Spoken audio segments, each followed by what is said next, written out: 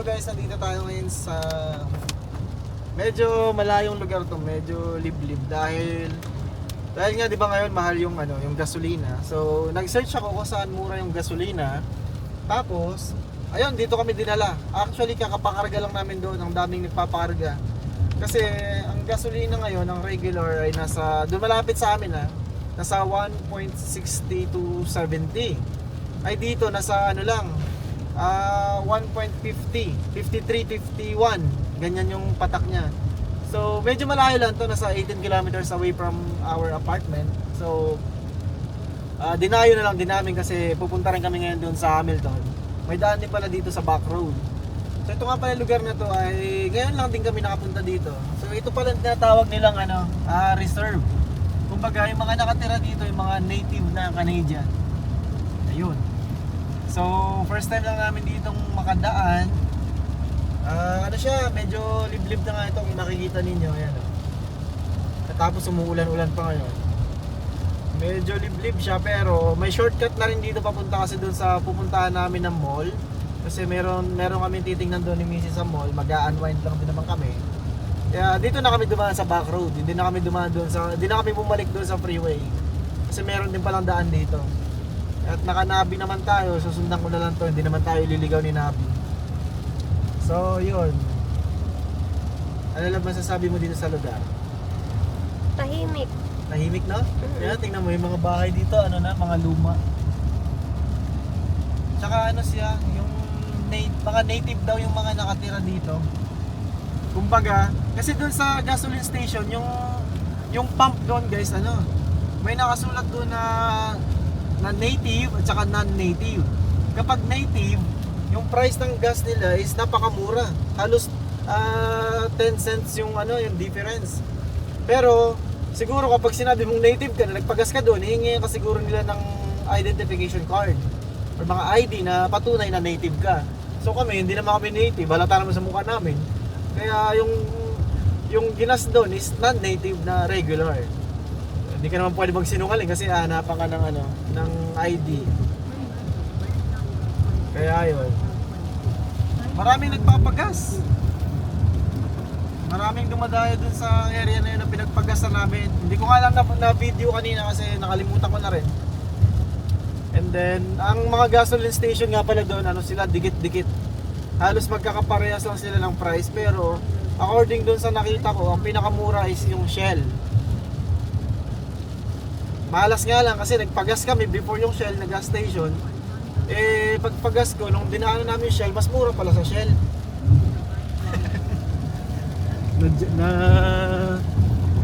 Nag-fake kami doon So yan, kung makikita ninyo may river. Ganda pala dito guys Ngayon lang din kami dito nakadaan sa area na to.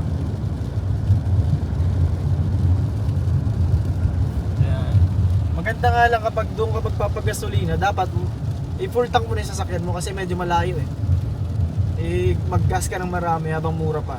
Kasi hindi nga natin alam kung kailan pa magbababa yung presyo ng gasolina. So hindi lang sa Pilipinas, buong mundo naman. Pero dito mahal din naman yung gasolina. Sobrang mahal.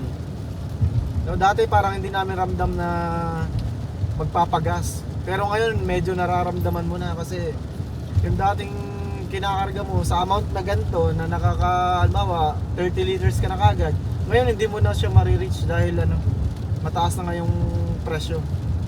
Kaya kailangan mong magdagdag ng pera para ma-reach mo yung kinakarga mo weekly na for example 30 liters or 25 liters. So sana nga magmura na. Ang lawak ganda. Napaka lang dito, napakatahimik lang na lugar. Kasi puro puro farm. Ayan puro farm. Mines Road, sa Mines Road yata, Highway 6. So mag-Highway 6 tayo. Parang malayo na tayo, Punta na to ng Simco, Port Dover. Tama na po. May mga sila. Parang tumaas yung yung ilog. May mga bangka yata dyan.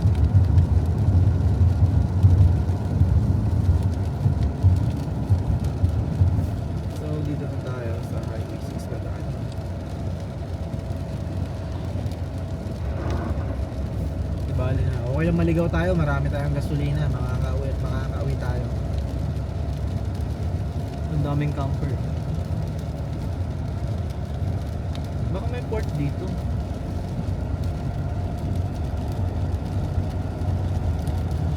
Day Park yan, Lower La Fortune Day Park. Pwede palang mag-park dyan kung mamamasyal ka, kaso umapaw na yung ano, ilog. Ganda.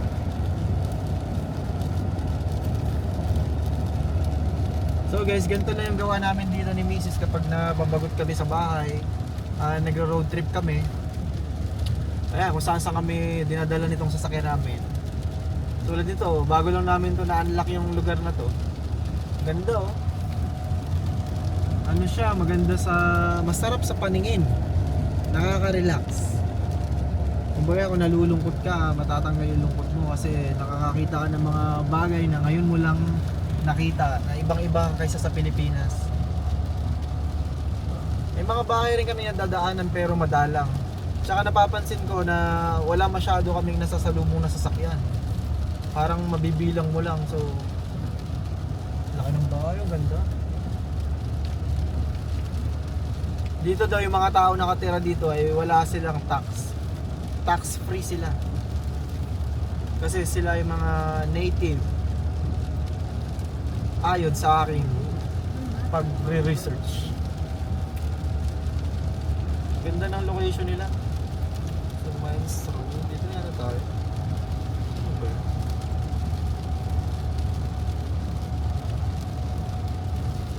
Umikot lang tayo. Kasi pupunta tayo dito sa Miami. Layo pala. Highway 6. Ito na Highway 6. Okay. Ano tulay? Mines Road pala, Mines Road. Sumobra ako. Wait. Sumobra tayo guys. Atras tayo. Buti na lang walang sasakyan sa likod. Dito na tayo sa may ilog. Atras tayo muna. Kasi sumobra pala ako. Malapit na tayo sa ilog. Ilog na. Kaya pala mabaho. Anamay mo ba?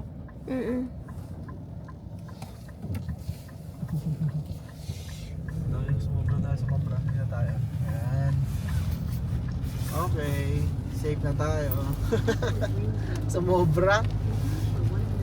Ayan, sumobra ako dun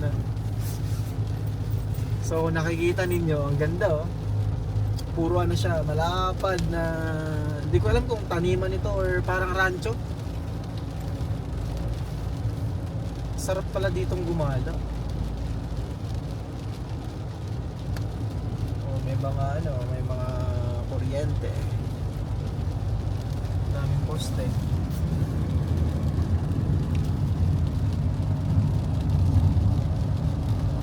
Wala tayo na sasalubong ng mga sasakyan.